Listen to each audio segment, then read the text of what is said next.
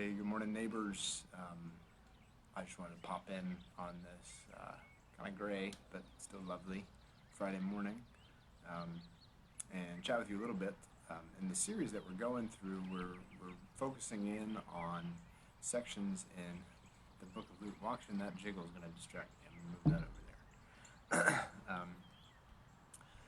over there. As we've been going through Luke, we've been zeroing in on the sections of passages where people are asking really specifically, who is this Jesus guy? And I hope you've been enjoying that conversation and exploring those things. But there's one passage that is really clearly where the disciples are asking, who is this Jesus guy? And we're going to be skipping over it in our Sunday morning teaching, but I just wanted to read it together with you this morning. Just a simple passage, and I think probably a good reflection for these days. So I'm going to be reading out of Luke chapter 8. Luke chapter 8, and I'm going to start in verse 22. So Jesus, in the first part of Luke 8, has just been teaching and teaching and teaching and teaching and teaching. And then in verse 22, one day, he got into a boat with his disciples, and he said to them, "Let's go across to the other side of the lake."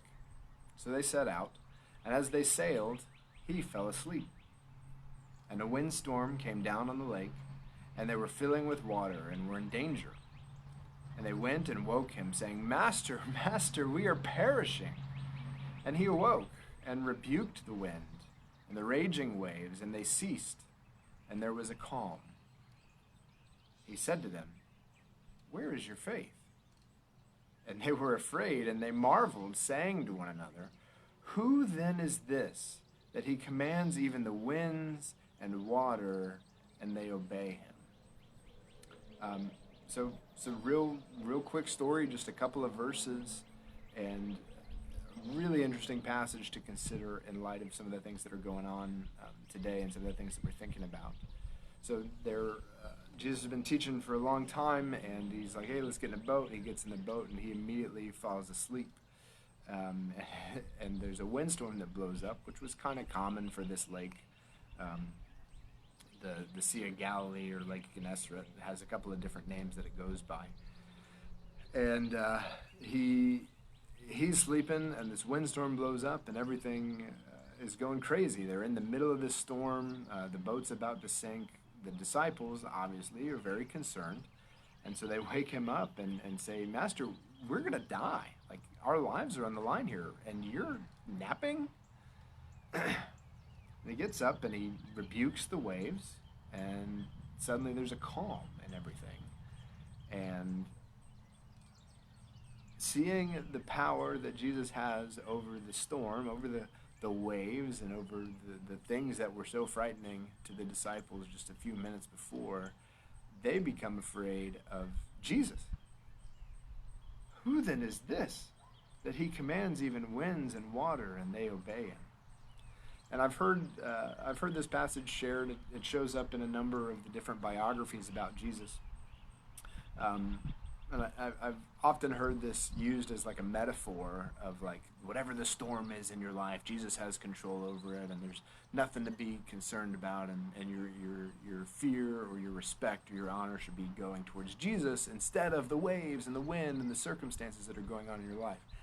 And I think that that's a fair enough application, but I just this morning would like to point out that Jesus is not calming a metaphorical storm. The storm that's described in this story is a literal weather phenomenon.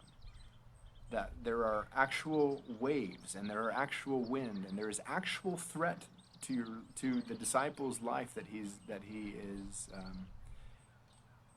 there's an actual threat to the disciples' life that he is interacting with, and that he's calming. And so it's not just that Jesus has control over the metaphorical storms in your life. He is in authority over all of his creation. He has power over everything that exists within the world. And there's nothing that is beyond his control. And so we're looking at a virus, and we're wondering how far it will spread, and we have questions about, well, if Jesus can do all of this, then why doesn't he do something about it? And I don't have clear answers on what it is that he's doing in the world, but there's something that this story brings out, is that that virus is ultimately under his control, that he is the one who is permitting it to do what it is doing right now. And that doesn't necessarily make it easier for us to deal with, or doesn't necessarily make us more comfortable with how we answer our faith questions right now. But I think it does redirect our attention to Jesus, which I suspect was his goal all along. He's asleep, and they're fearful for his life. And his question to them is, where is your faith? What are you putting your faith in? Are you putting your faith in the boat, and are you putting your faith in a calm sea? Or are you putting your faith in me, the one who's in control of all of it? So that's just a brief passage. I see, good morning, Martha. Good morning, Janet. I don't know if you guys can hear me, but thanks for popping in. Thanks for reading with me. And I hope if you've got any questions or anything, then feel free to reach out. And we'll see you on Sunday.